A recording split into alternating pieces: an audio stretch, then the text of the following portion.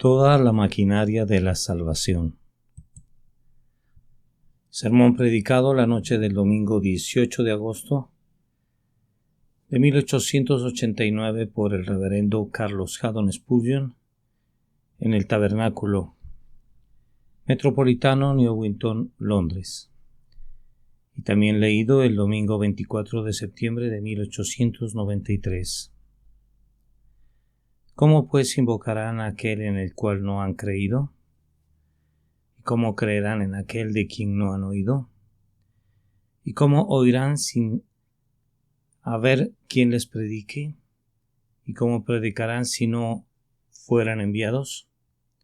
Como está escrito: cuán hermosos son los pies de los que anuncian la paz, de los que anuncian buenas nuevas. Romanos capítulo 10, versículos 14 al 15.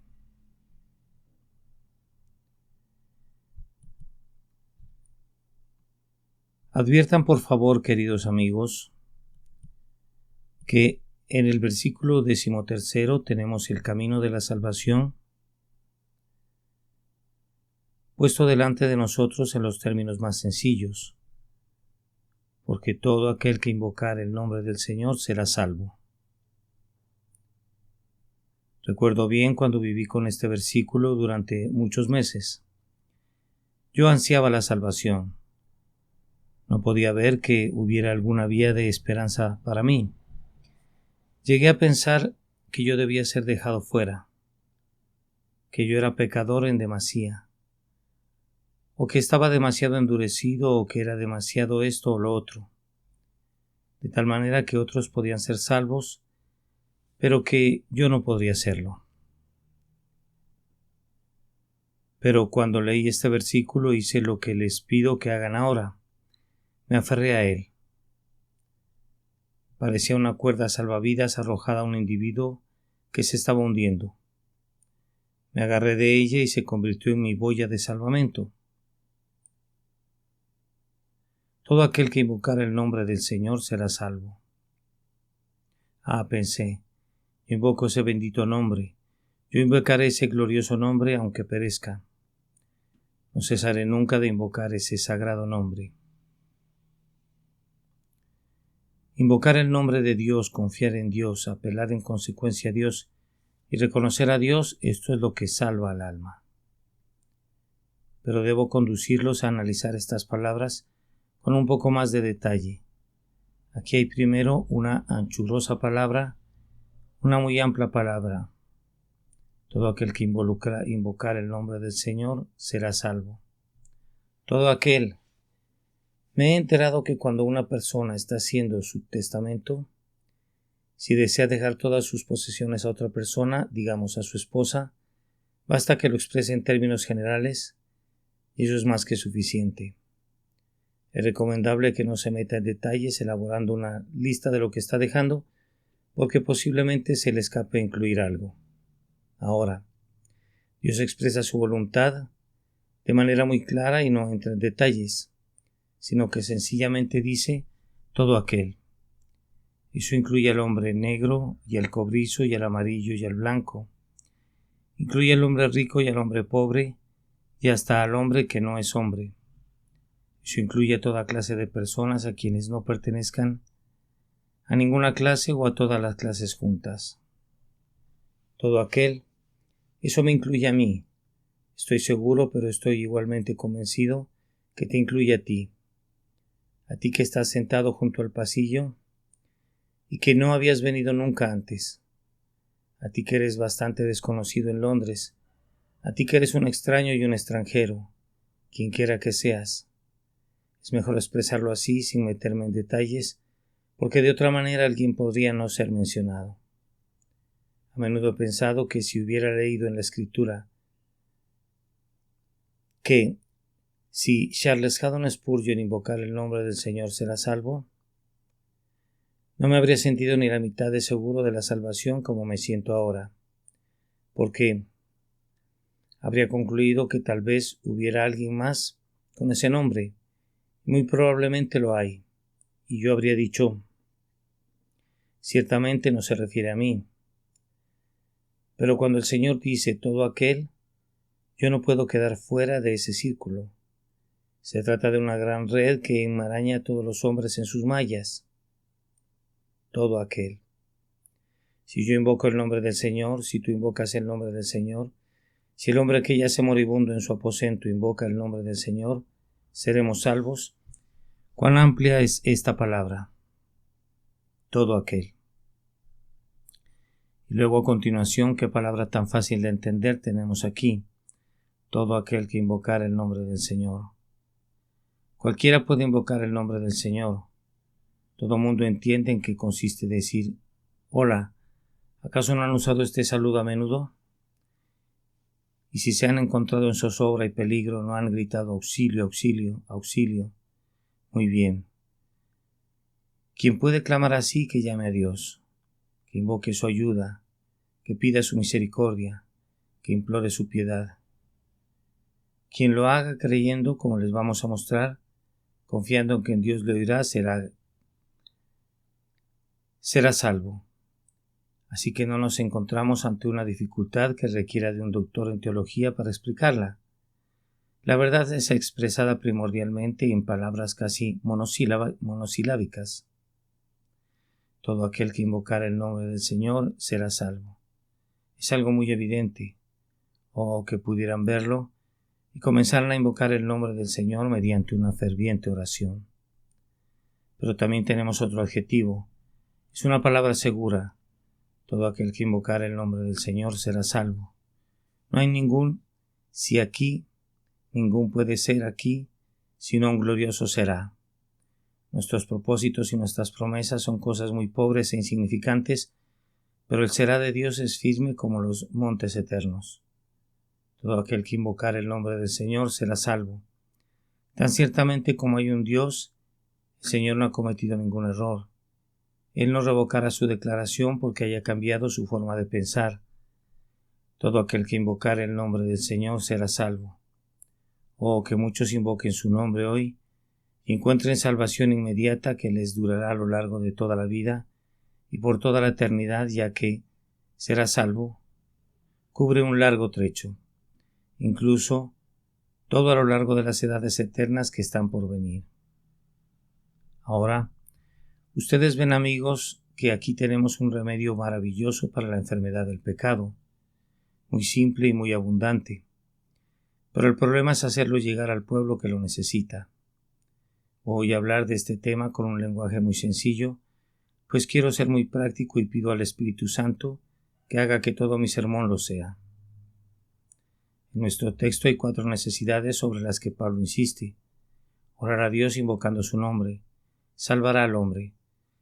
Pero primero no se puede orar rectamente sin fe. ¿Cómo pues invocarán a aquel en el cual no han creído? Pero en segundo lugar, no hay fe sin oír. ¿Y cómo creerán en aquel de quien no han oído? En tercer lugar, no se puede oír sino sin un predicador. ¿Y cómo oirán sin haber quien les predique? En cuarto lugar, y por último, no hay predicación efectiva sin ser enviados. ¿Y cómo predicarán si no fueren enviados? Primero, entonces, no hay oración recta sin fe. De lo que deduzco esta moraleja. Debemos creer, puesto que debemos orar y únicamente mediante la oración podremos encontrar salvación. Y no hay oración sin fe, que el Señor nos ayude a creer. Pues, ¿cómo vamos a orar rectamente a menos que tengamos fe? Me parece que contamos aquí con algunas personas esta noche que han comenzado a orar, que han comenzado a argumentar con Dios. Yo espero, queridos amigos, es más, me siento seguro de ello, que si esa oración es sincera, hay una medida de fe en ella, pues le pedirían a Dios que los salvara si no creyeran que necesitan ser salvados. Hay una medida de fe en ello. Le pedirían a Dios que los salve si no creyeran que hubiera un camino de salvación por el cual Él puede salvarlos. Hay una medida de fe si creen eso. Me parece que ustedes creen que hay un Salvador. Hay una medida de fe en ello y yo espero que haya una medida de fe salvadora. También, si creen que, a pesar de todos sus pecados y de toda su pecaminosidad, un Salvador ha sido provisto, que puede salvar perpetuamente a los que por él se acercan a Dios. Puede ser que no tengan mucha fe, pero deben tener alguna fe si realmente le están pidiendo a Dios de todo corazón y suplicándole que los salve. Pienso también que deben tener un poco de fe en que el Salvador los salvará. Han estado pidiéndole que lo haga. Habrían expresado ese deseo y se habrían acercado a él en oración al respecto, a menos que hubiese algún tipo de sedimento de fe en su corazón. Quiero explicarles esto muy delicadamente y muy sencillamente. Recuerden que la fe no es medida por la cantidad, sino por la calidad. Un hombre de sólida fe es más feliz, pero no es más verdaderamente salvo que un hombre de débil fe, en tanto que tenga un mínimo de fe. Aunque la fe de ustedes sea muy débil, el Señor les dirá: tu fe te ha salvado, ve en paz. La fe que se acerca por detrás de Cristo y toca el borde de su manto es una fe salvadora, y yo creo que eso es lo que están haciendo cuando dicen: Señor Jesús, sálvame. Si esta es una oración real y no es una impostura, si brota de su corazón, hay allí de cualquier manera un tinte, una sombra, si no es que el color real de la fe existe en sus almas. ¿Cómo podría invocar a aquel en quien no han creído? ¿Pediríamos auxilio a alguien al cual no creemos que querría o que podría ayudarnos? No. El simple hecho de invocar la ayuda de alguien demuestra que tenemos algún grado de confianza en esa persona, en que puede y quiere ayudarnos. Bien, si por lo menos crees eso concerniente a Cristo, y si te apoyas en Él creyendo que serás salvo, aunque yo quisiera que tuvieras más fe, incluso esa pequeña fe te transportará al cielo. ¿Tú crees también que Cristo puede oírte y en efecto te escucha? ¿No habrás estado solo en tu aposento esta tarde, clamando por misericordia si hubieses pensado que nadie te podía escuchar? Los seres racionales no van y le piden al aire. ¿Tú crees que Cristo puede oírte? Y tienes un poco de fe en que te oye en efecto, por lo cual yo estoy agradecido verdaderamente. Pienso que puedo agregar que ustedes están confiando de manera mensurable en Cristo. Ciertamente, no están confiando en nadie más. El hecho de que a menudo le pidan misericordia, el perdón del pecado, la regeneración de su naturaleza, demuestra que ustedes tienen en algún grado al menos alguna lánguida medida de fe en Él. Ahora, permítame exhortarlos, mientras se mantengan orando, que mezclen más fe a sus oraciones. Y sazonarás con sal toda ofrenda que presentes, y con todas tus oraciones ofrecerás fe. Cuando le pidas cualquier cosa a Dios, cree y recibirás. Cuando apeles a su misericordia, cree en la misericordia. Cuando estés suplicando su ayuda, cree en la ayuda, pues hay mucho poder en la fe. Conforme a vuestra fe os sea hecho. Todos ustedes saben con seguridad qué es creer. Ustedes dicen: iré a casa para orar. No. Crean y oren por tanto como quieran, y una oración creyente los salvará. Todo aquel que invocare el nombre del Señor será salvo, pero ¿cómo pues invocarán a aquel en el cual no han creído? La fe viene primero. Crean entonces antes de que hagan cualquier cosa. Que Dios por su grandiosa misericordia permita que algún pobre pecador acabe con sus obras y con sus sentimientos, y que confíe que solo confía en Jesús. Estás ahí arriba colgado de un árbol, tienes miedo de caerte, así que te aferras con todas tus fuerzas. Supón que un hombre fuerte pasara por debajo y te dijera: anímate, cae en mis brazos, yo te sostendré, soy capaz de soportar tu peso. Si confías en Él, caerás en sus brazos. Eso es lo que debes hacer con Cristo en este día. Confía en Él y abandona cualquier otra confianza. Solamente déjate caer en sus brazos y serás salvo. Recuerda entonces esta primera lección, que no hay tal cosa como orar rectamente sin fe. Ahora damos otro paso y llegamos a la segunda necesidad. No hay fe sin oír. ¿Y cómo creerán en aquel de quien no han oído? La palabra oído debe ser entendida en un sentido amplio. Leer es una forma de escuchar. No se trata de escuchar simplemente con el oído, sino que deben por algún medio u otro llegar a un conocimiento de la verdad, y no pueden conocer lo que no oigan, o lean o aprendan. La verdad debe llegar a su conocimiento de tal forma que estén conscientes de ella, pues de lo contrario no podría haber fe concerniente a ella. Yo espero que ninguno de ustedes crea jamás con la fe del hombre que, cuando le preguntaron en qué creía, respondió que creía en lo que la Iglesia creía. Bien, preguntó alguien, ¿en qué cree la Iglesia? Oh, replicó, la Iglesia cree lo que yo creo. Bien, entonces dime por favor, ¿en qué creen tanto la Iglesia como tú? Ambos creemos en lo mismo, respondió él, y no pudieron lograr que saliera de allí. Ahora, en eso no hay fe del todo, se trata de simple ignorancia y nada más. ¿Y cómo creerán en aquel de quien no han oído? Vamos, creer es conocer algo a fondo, es descubrirlo leyéndolo o oyéndolo, pues únicamente son diferentes formas de lo mismo. Bien, ahora, si alguien desea la fe, ¿qué debe hacer para obtenerla? ¿Debe quedarse quieto y decir, voy a tratar de creer? Definitivamente no. Supongan que yo les anunciara esta noche que el zar de toda la Rusia se ha muerto y ustedes dijeran que desearían creerlo. No podrían creerlo mediante algún esfuerzo de su mente. Ustedes pedirían evidencias de la verdad de mi afirmación, o esperarían hasta ver los telegramas mañana y así sabrían si era verdad o no. No es solo un claro acto de la voluntad lo que trae la fe es por el oír. Escuchen entonces, entre más frecuentemente escuchen el Evangelio mejor. Me refiero a quienes no han creído. Conforme lo oigan pueden llegar a creerlo. Podría ganarlos sin que se den cuenta, habiéndolo escuchado y escuchado y escuchado una y otra vez. Al final pueden encontrarse creyendo que Jesucristo sufrió en la cruz por ustedes. Yo recomiendo a todos los que buscan a Cristo que oigan a menudo la palabra. Les voy a dar otro consejo.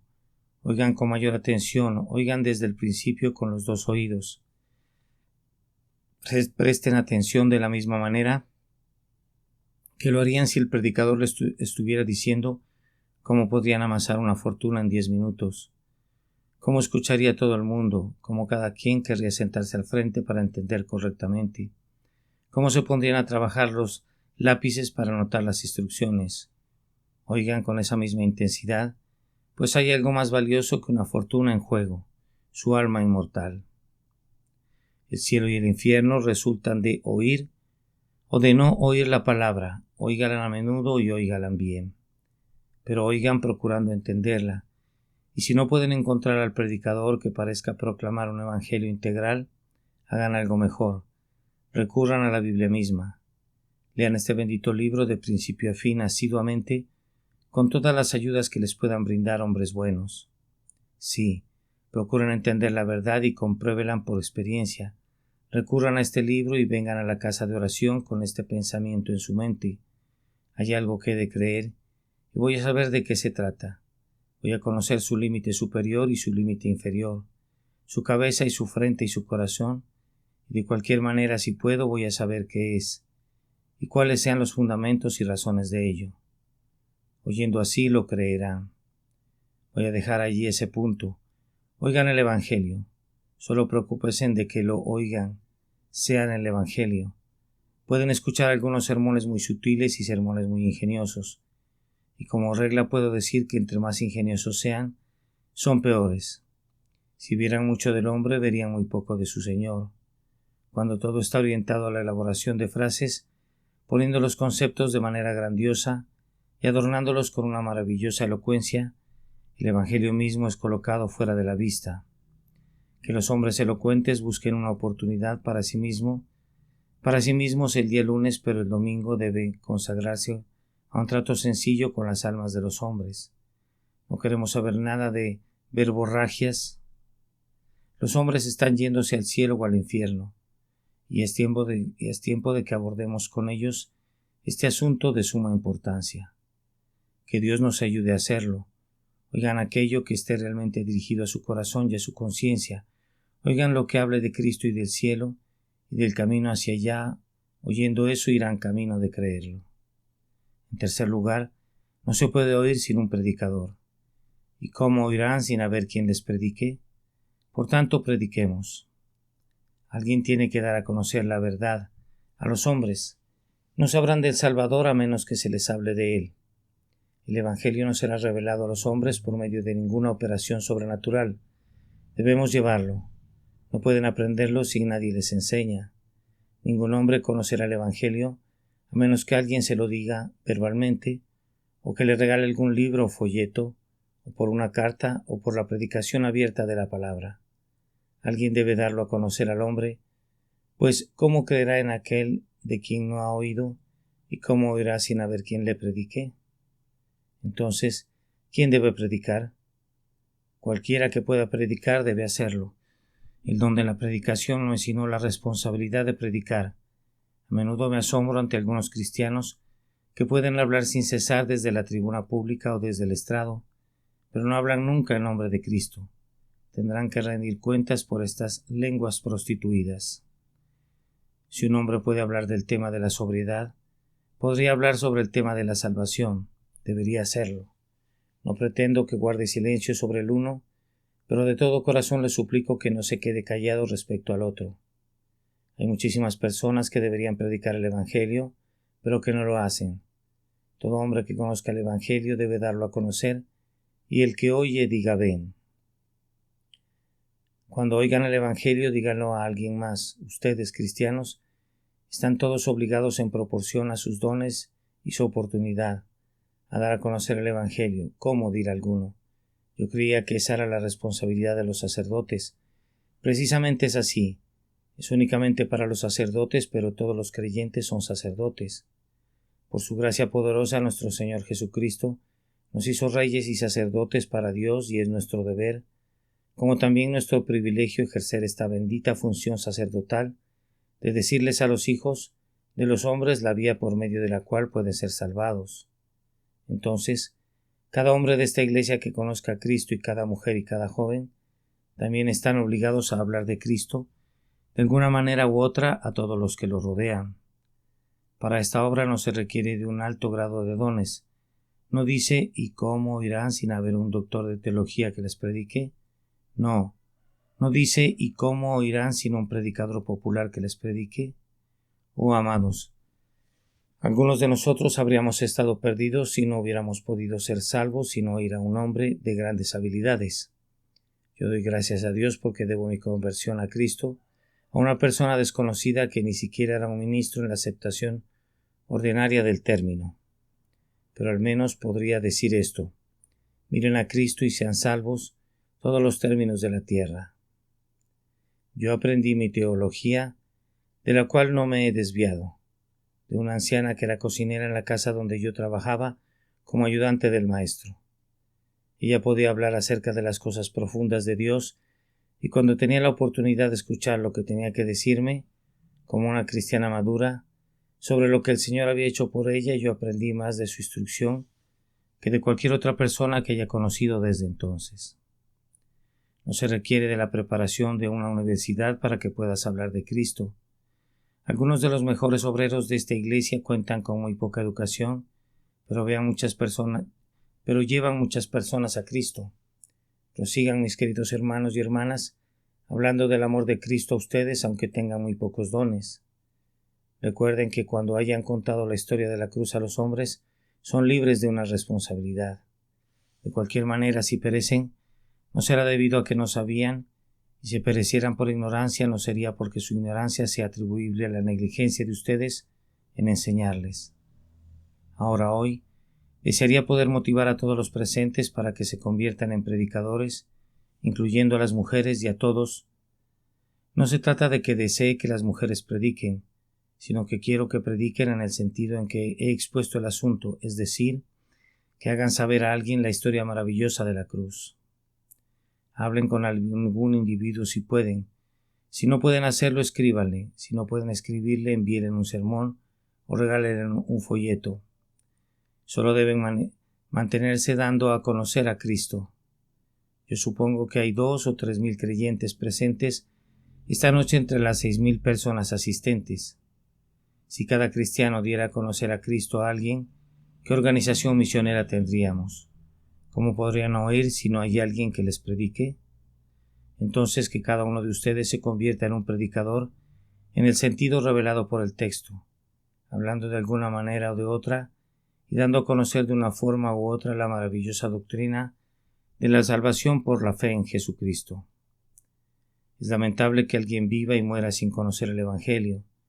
No tienen ni la menor idea, a menos que vayan a las casas de muchas de nuestras calles, de cuánta absoluta ignorancia impera en esta ciudad de Londres acerca de los simples elementos del Evangelio de Cristo. Algunos misioneros que trabajan en la ciudad me han contado a menudo historias que me han asombrado y me han aterrado. Podría pensarse que, como muchas personas asisten a algunas de nuestras casas de oración, la gente de Londres asiste a la casa de Dios. Hay por lo menos 1 millón de personas y tal vez hasta 2 millones que no asisten nunca a ningún lugar de oración. Hay aproximadamente 3 millones, yo calculo, del total de 5 millones de habitantes que solo asisten ocasionalmente a algún lugar de oración. ¿Por qué hablamos de naciones paganas? Tenemos una a nuestra puerta. Entre más se entregue un hombre al oficio de ganar almas, más se horroriza, más se asombra y se aterra ante la necesidad que hay de darle a conocer el Evangelio.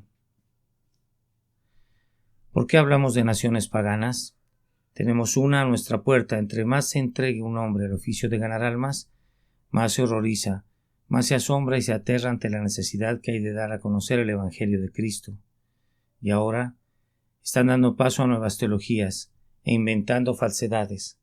Arriba, hombres cristianos, publiquen a Cristo otra vez. La única manera de apagar este falso fuego es utilizando el viejo fuego del Evangelio. Los hombres temen a ese fuego. Sofoquen con la vieja ortodoxia la nueva herejía. Proclamen a Cristo crucificado. Clamen otra vez con la sinceridad de Lutero. Crean y vivan. Clamen otra vez con la determinación calvinista. La salvación es toda por gracia únicamente por medio de la fe en Jesucristo. Dios quiera que todos prediquemos de esta manera. Si todos los miembros de nuestra iglesia estuviesen resueltos a testificar el Evangelio de la gracia de Dios, entonces veríamos que los hombres oyen. Entonces descubriríamos que los hombres creen y los hombres creyentes son hombres salvos. Entonces llego a la cuarta necesidad, con la cual voy a concluir. No se puede predicar eficazmente si no se es enviado. ¿Y cómo se predicarán si no fueren enviados? Dirá alguno, ahora te hemos arrinconado. No todos debemos salir a predicar si no somos enviados. Si tú no eres enviado, no vayas. ¿Pero qué significa? ¿Y cómo se predicarán si no fueran enviados? Un hombre que va y habla a otros acerca de Cristo debe sentir que es enviado para hacerlo, pues de lo contrario no lo haría nunca adecuadamente ni eficazmente. El hombre que es enviado, primero que nada, tiene un mensaje que le ha sido dado. ¿No le dices a tu siervo, ve al norte, sur, este y oeste, y eso es todo? No, si lo enviaras le darías un mensaje, anda y dile al señor fulano de tal esto y esto. O lo pondrías en papel y le dirías, entrega esta carta a tal persona. No dejarías que fuera y dijera lo que se le viniera en gana. Juan, quiero que visites al Señor tal y tal mañana por la mañana y le digas lo primero que se te venga a la cabeza. No actúas de esa manera, ¿no es cierto? Sin embargo, esa es la noción que tienen algunas personas en estos días sobre lo que debe ser un predicador. Es un hombre que inventa su mensaje conforme avanza. Es un pensador, excogita el Evangelio a partir de sus propios sesos. He oído de un alemán de quien se dice que ha construido un camello partiendo de su propia conciencia. Muy probable, pero estoy seguro que nadie construirá el Evangelio de esta manera. Tiene que recibirlo por la revelación de Dios. El otro plan no coincide con la noción de Pablo, pues él pregunta, ¿y cómo predicarán si no fueran enviados? Primero entonces, reciban su mensaje. Estén resueltos a no saber nada entre los hombres, sino lo que el propio Señor les haya revelado en su palabra, por la enseñanza de su Espíritu. Grábenselo bien. Díganse a sí mismos, lo que voy a decir no es nada mío, pues de lo contrario caería de bruces y sin poder, pero yo voy a salir con esto. Así ha dicho Jehová, este es el mensaje de Dios. Entonces, si son enviados predicarán, y predicarán de tal manera que los hombres oirán y oirán, de tal manera que creerán, y creerán de tal manera que serán salvos. Pero tú debes ir como un hombre enviado por Dios, habiendo recibido tu mensaje de la boca de tu Señor. Además, pienso que aun si recibiéramos un mensaje de Dios, necesitamos algo más que eso, pues debe sentirse un impulso interno que nos fuerce a hablar de Cristo. Si nada más van y hablan locuazmente acerca de Jesucristo, podrían muy bien hablar sobre cualquier otro tema, pero si sientes piedad de ellos, si los amas, si sientes que no deben perderse, que no puedes soportar este pensamiento, si está en tu mente de tal manera que no puedas dormir mientras estés pensando sobre un individuo porque va descendiendo a la perdición, si vuelve tal carga que te oprime y te aplasta, de tal manera que tienes que hablarle a alguien acerca de su alma. Entonces hablarás, pues sentirás que eres enviado. Ahora, mi impresión es que si tenemos un recto estado de corazón, siempre sentiremos de esa manera. Si un cristiano tuviera la recta condición de corazón, si se encontrara en el tren o caminando por el campo o la estación de trenes, o en la estación de policía o esperando en el recibidor de alguna casa, o en cualquier otra parte, comenzaría de inmediato a tratar con la persona con la que encontró en contacto acerca de su alma. Yo quisiera que siempre fuera su hábito estar buscando siempre almas.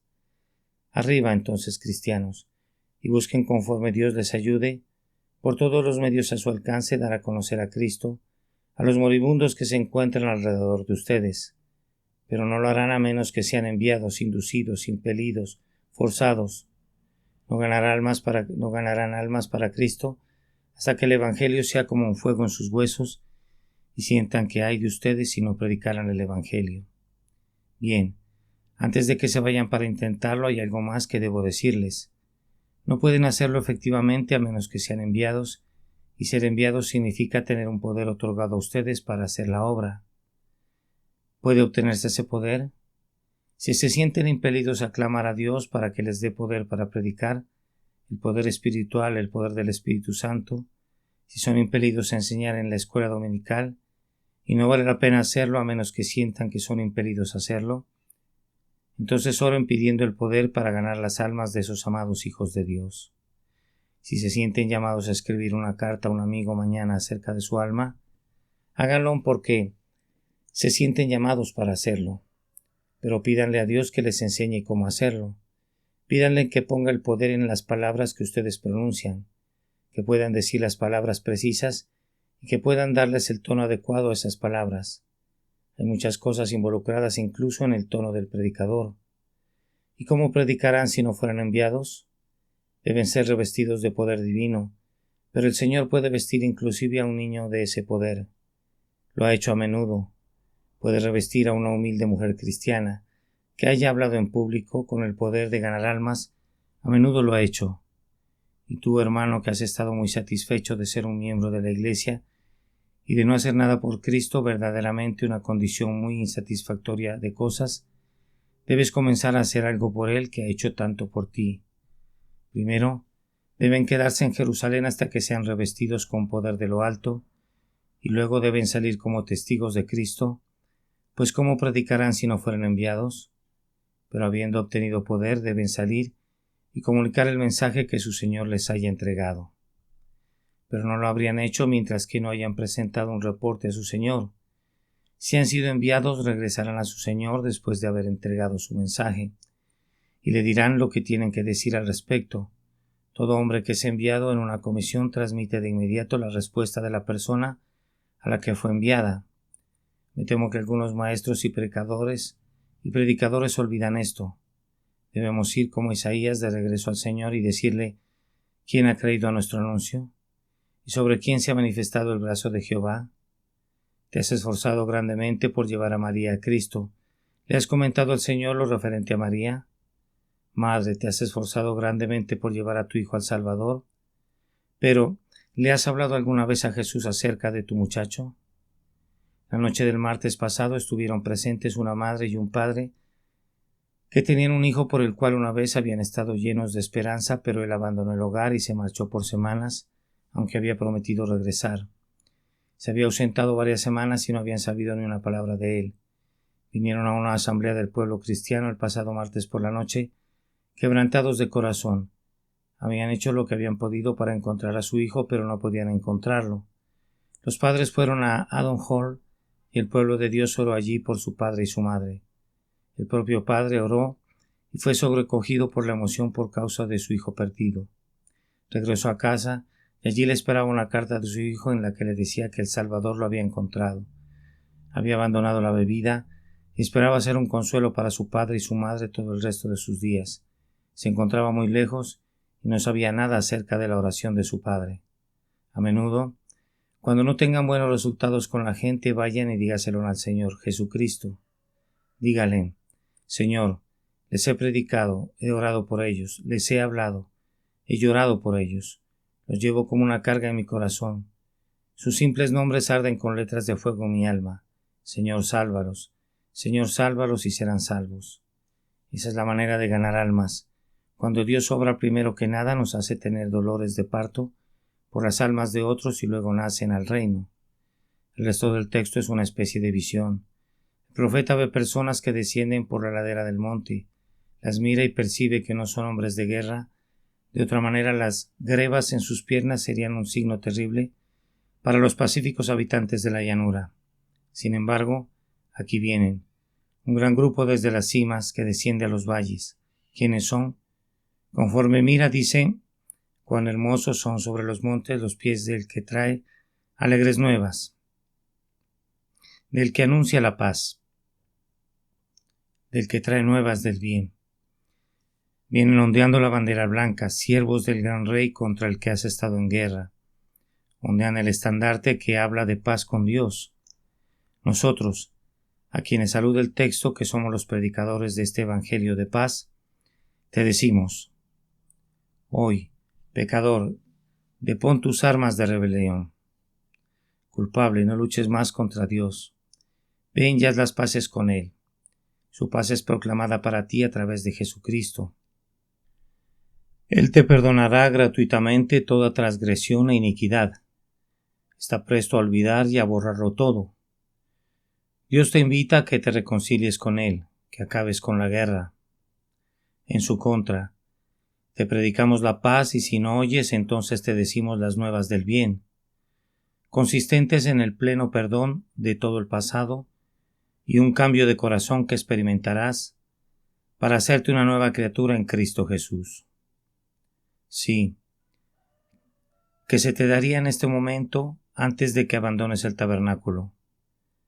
Ayuda en el futuro para contender con el pecado, fortaleza para vencer y aplastar al dragón con tu pie, poder para volverte un hijo de Dios, para ser un heredero del cielo, para ser puesto bajo el ala protectora de la providencia, para ser guiado por la infinita sabiduría del Espíritu Santo.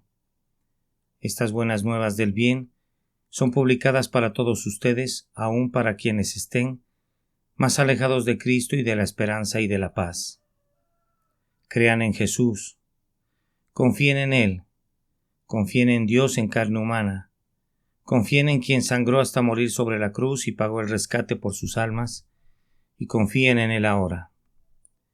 Él hará todo lo que necesitan para que se haga por ustedes, y los salvará, y los atraerá a su diestra en la gloria. Ahora, habría hablado totalmente en vano si el Señor no les aplicara la verdad y ustedes creyeran. No esperen que alguien crea por ustedes. Confíen en Cristo por ustedes mismos. Crean en Jesús ahora mismo. Amén. Toda la maquinaria de la salvación. Sermón que fue predicado la noche del domingo 18 de agosto de 1889 por el reverendo Carlos Haddon Spurgeon en el Tabernáculo Metropolitano, Newington, Londres, y también leído el domingo 24 de septiembre de 1893. ¿Cómo pues invocarán a aquel en el cual no han creído? ¿Y cómo creerán en aquel de quien no han oído? ¿Y cómo oirán sin saber quién les predique? ¿Y cómo predicarán si no fueran enviados? Como está escrito: cuán hermosos son los pies de los que anuncian la paz, de los que anuncian buenas nuevas. Romanos capítulo 10, versículo 14 al 15.